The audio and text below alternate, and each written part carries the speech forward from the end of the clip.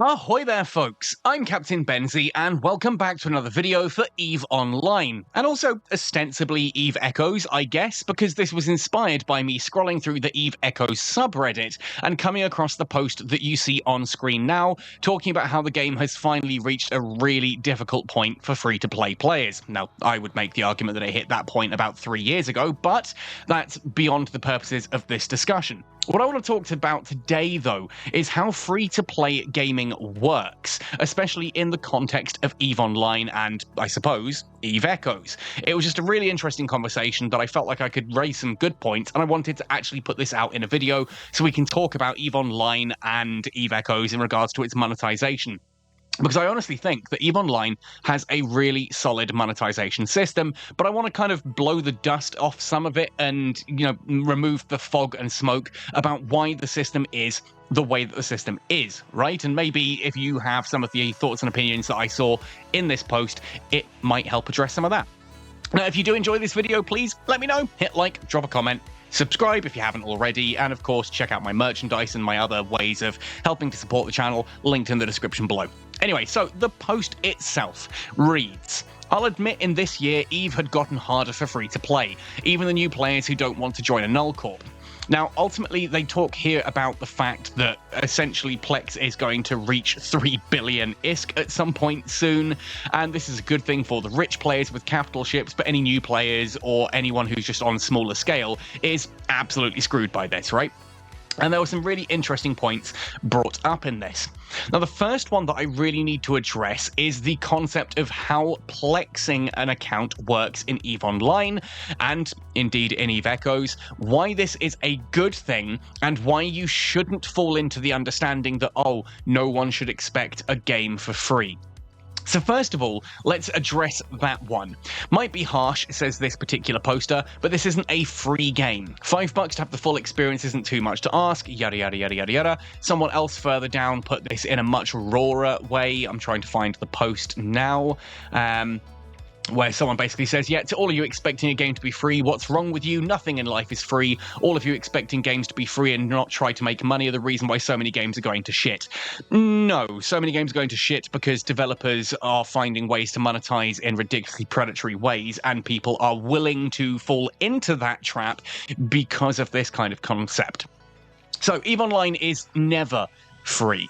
That's the kind of point I want to get into your head right now. EVE Online is never free. And you might be thinking, hang on a second, Benzie, I can earn ISK in the game and I can use that ISK to buy PLEX, and when I've got 500 PLEX, I can buy a month of Omega. That means the game's free. No, it doesn't. It just means that someone else paid for you. That's how EVE Online works. If we go into the EVE Online store here, which I've conveniently got ready in another tab, right? There are a couple of different ways that you can get Omega on your account. The first and most direct is to go into Add Omega Time and buy a month for £15.99 or whatever it is in your local currency. Obviously, you can reduce the cost of this with bigger packs. Like if I go for a full 24 months worth of Omega, it only costs me £8.96 a month, and that's really cool, right? But let's just look at that £15.99 a month for the moment. We're going to look at that. We're going to hold that number in our head. £15.99 for 1 month of Omega. Now, I could just swipe my credit card, spend £16, and boom, I've got a month of Omega, right? But you know, and I know, that you can also get your account Omega through PLEX. And PLEX can be purchased in-game, right? But PLEX doesn't exist in-game. You can't farm PLEX in-game. You can't undock and go and run a load of anomalies and earn PLEX that way. You can't go and run Abyssal Dead Spaces and earn PLEX. You can't shoot sleepers and loot PLEX from their corpse. You can't even go and, mine PLEX off a specific rare asteroid. It doesn't work like that. PLEX only exists in the EVE Online and EVE Echoes marketplace when someone pays for it. Now, this means that if you are an alpha player and you want, or a free-to-play player rather, and you want to PLEX your account into Omega, you want to buy the PLEX and then use that to buy a month of Omega, someone else has already bought that PLEX. It's not that the game is free, it is that the game is free for you. Essentially, you're not paying your monthly subscription, but someone else has, or a group of people, perhaps, have, because you might buy 100 Plex from one person, 100 from someone else, and so on and so forth. But essentially, someone else has paid for that Plex that you are then buying, right? And this is where EVE Online gets really interesting. Remember, £15.99 for a month of a mega. Or it's 500 Plex. How much is 500 Plex? It's $19.99. If you wanted to just buy Plex and then use that to get your Omega for the month, you're paying more. I mean, ultimately, even if you go for the really big packs of Plex here, like 20,000, it's still cheaper to just buy your month of Omega. That means people who are buying Plex, putting that up on the market in order to get ISK for it or whatever, are actively buying subscriptions for other people at an increased cost. Like if I buy 500 Plex and I sell it on the market because I really just need a cash injection of ISK at the last moment, I'm going to spend £20. Someone then buys that Plex off the market and uses it to buy a month of Omega.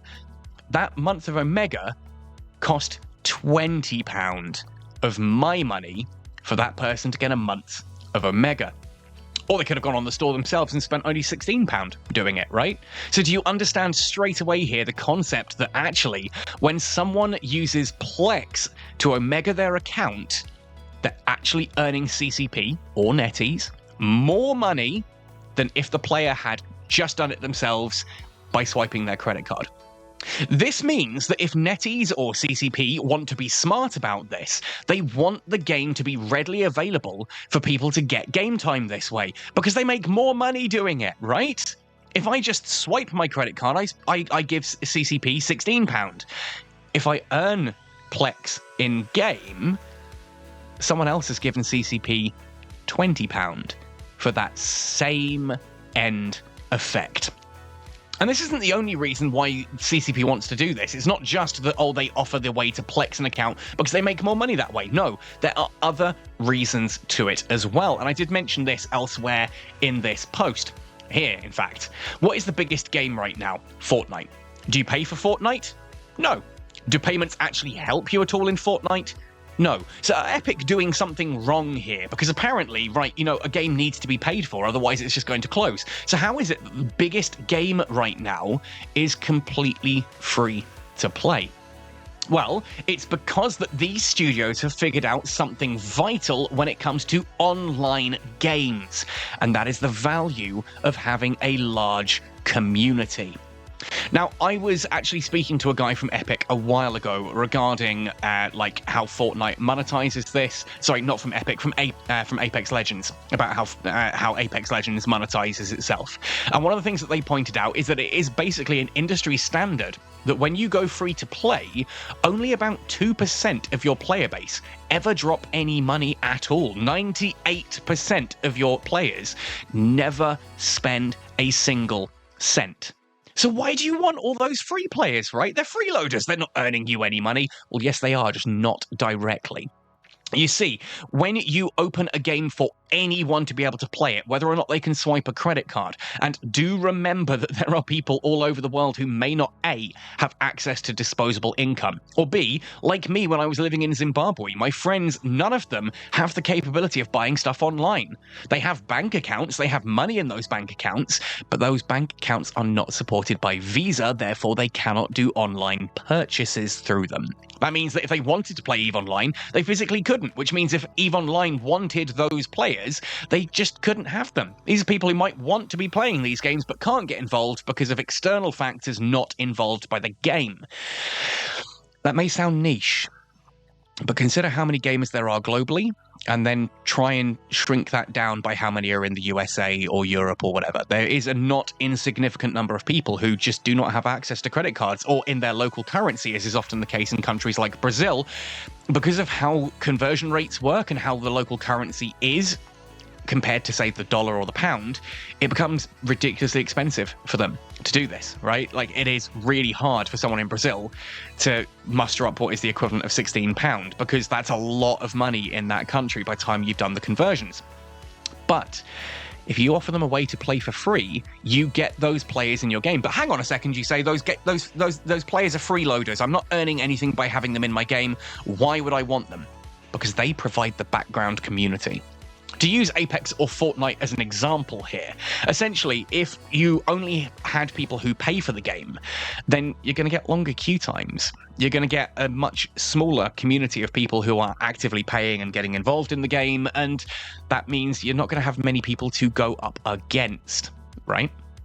By making it free, you allow anyone to play. You have a huge community of people who just enjoy your game completely for free, and those provide opponents. They provide corp mates, they provide targets, they provide enemies, they provide other players in those matchmaking queues or other players in these environments in the terms of EVE Online that you can go and hunt down or can prop up your market or can do all these other things. They are the people who actively support your game. But you're not making money off it, right?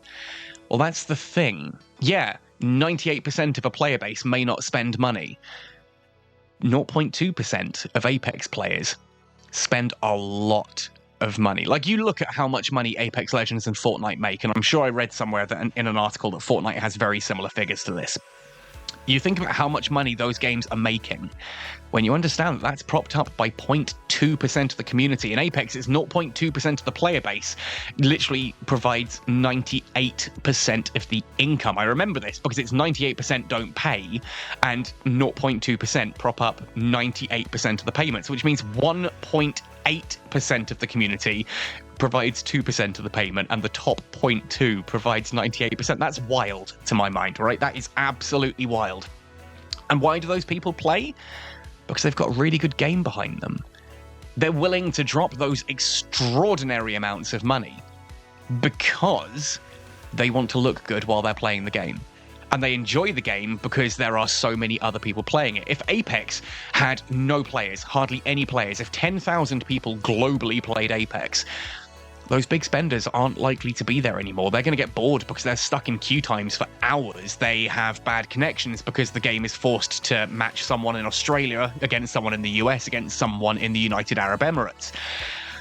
By having a lot of players, you provide a better game for people. And when you have a good game, people want to spend money on it. And the people who do want to spend money on it spend an absolute crap ton of money.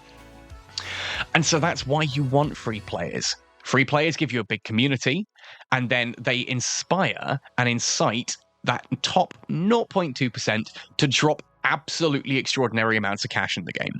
That's how free-to-play works if it is done right.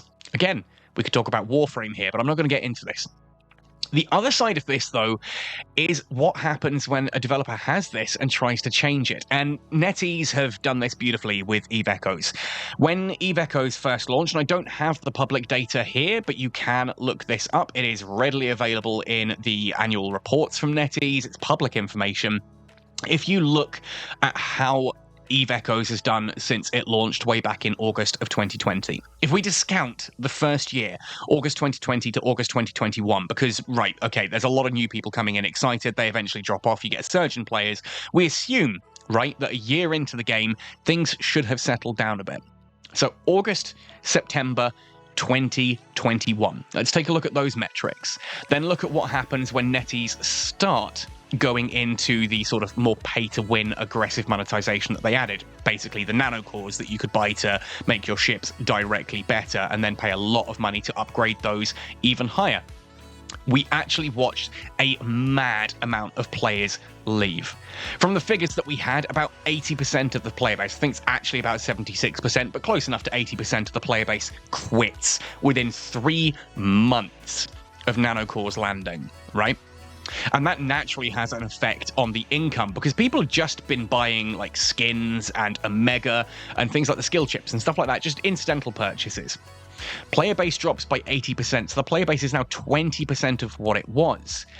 And about 5 months after this happens, the income does increase a little bit. People have been buying nanocores and they're finally getting involved in this system. The player base is 20% of what it was. The income's only 50% of what it was. Even though they feel like they've inspired the whales to drop all these big sums of money, it's still only half of what they were getting before because they shrunk the player base that much. Yes, your average transaction value per player has massively gone up, but you lost so many players that it hasn't counteracted that. And you can look at this again when implants come out. And again, a mass exodus from the game happens at that point in time as people go, nah, man, this is enough. I'm done with this. And that caused, again, to drop down to about 20% of the community in September of 2021. So you've now got 20% of the players, again, all the way down. I'm misreading my own points here. You're now down to about 5 to 10% of the player base that you had in 2021 September. 5 to 10% of the player base that was present at the start of year 2. And the average transaction value has gone up a little bit, but your player base is now so low, it is literally 20% of what they were making in September 2021. Now, by the recent figures that we saw at the end of the last financial year for EVE Echoes, the game's not making anything anymore, hardly. And ultimately, this genuinely worries me for the state of EVE Echoes. Back in September, October, around about FanFest last year, the Chinese server had a brand new game mode added to EVE Echoes that actually added manual piloting with sort of joystick-style controls and this base-building element to it.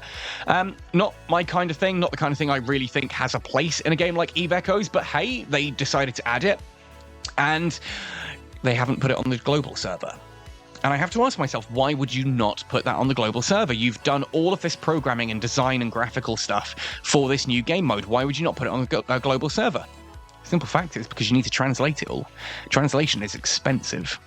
And they clearly don't see the global server as actually worth that investment anymore, because they completely screwed their own monetization.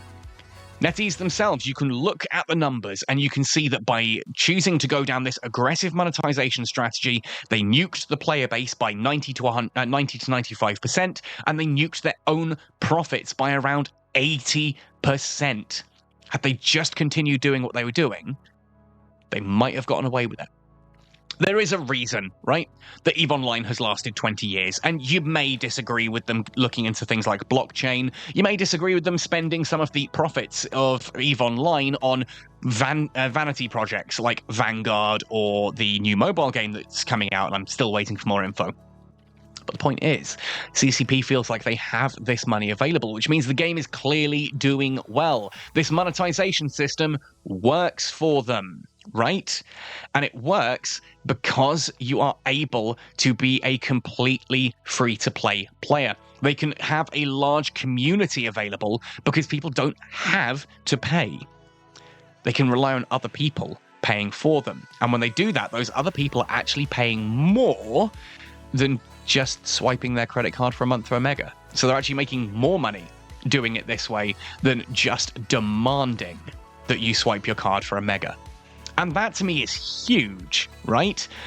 Because by offering this alternative version of playing the game completely free, not only are you growing your player base by making sure that people who otherwise wouldn't be able to pay, let alone unwilling, you're expanding your player base by offering this free-to-play pathway. You're also actually earning more money off those people indirectly by doing it. And that's huge. So also, why hasn't this worked in EVE Echoes? Well, for one simple reason. In EVE Online, PLEX is your primary currency. Most of the packs that you see in the store here, yes, you can buy them for direct monetary values as shown on screen now, or you can go into NES store in-game and you can spend PLEX on them. There are very few items in EVE Online that can only be purchased with direct money. This means that PLEX is something that is always in constant demand. And if it's always in constant demand, that means people constantly want to sell it. And in addition to that, it's just market economics is what I'm getting at here. In addition to that, they've managed to create this sort of economy around PLEX in EVE Online, where PLEX is constantly in demand, so it's getting destroyed all the time, which means people are constantly buying it and putting it on the market. They've got this induced situation where essentially players... Forgive me, I'm kind of running away with my head's trying to catch up with my mouth here.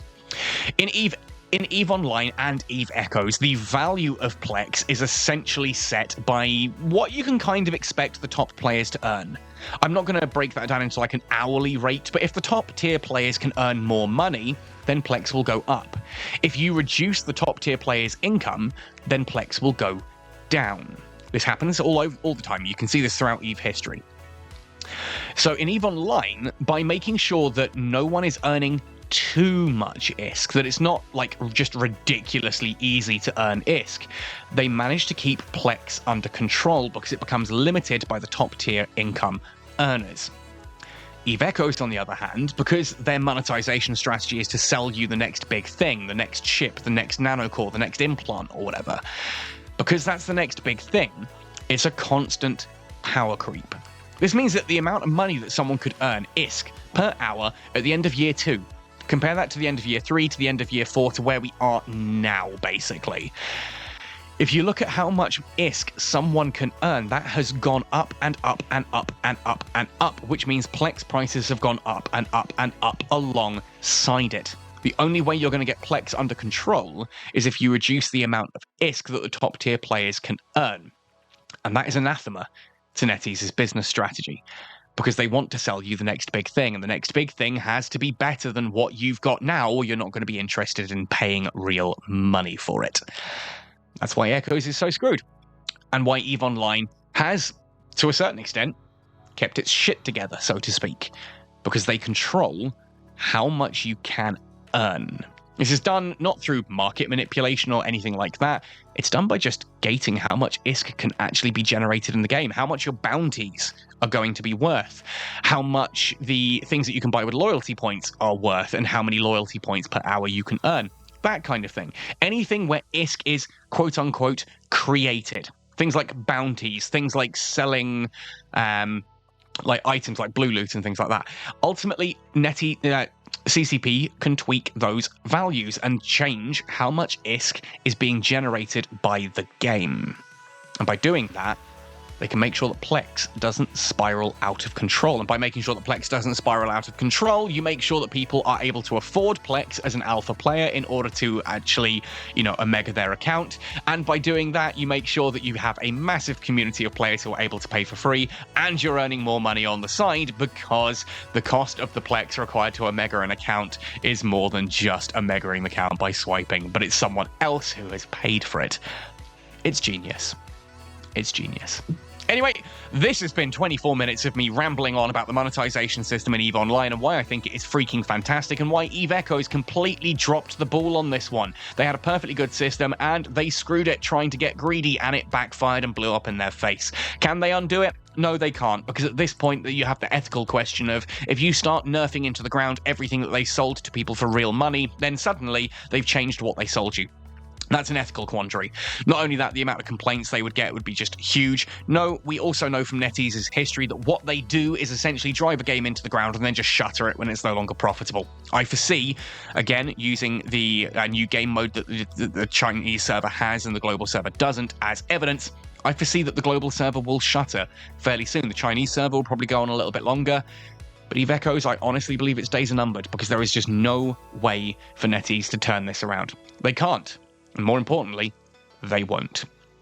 But there we go. Those are my thoughts, folks. Please do let me know yours in the comment section down below. If you enjoyed this video, if you found it interesting, subscribe for more content like this. Hit like, drop a comment, all the usual jazz. And if you want me to keep making content, well, you can come and support me by joining the channel with channel memberships. I've got a merchandise store linked below this video. You can come and find me on Patreon or PayPal. Every single way of doing that really helps me out, and it's a huge thank you to everyone who is able to do that. Anyway, folks, thanks for watching, happy sailing, and see you in New Eden!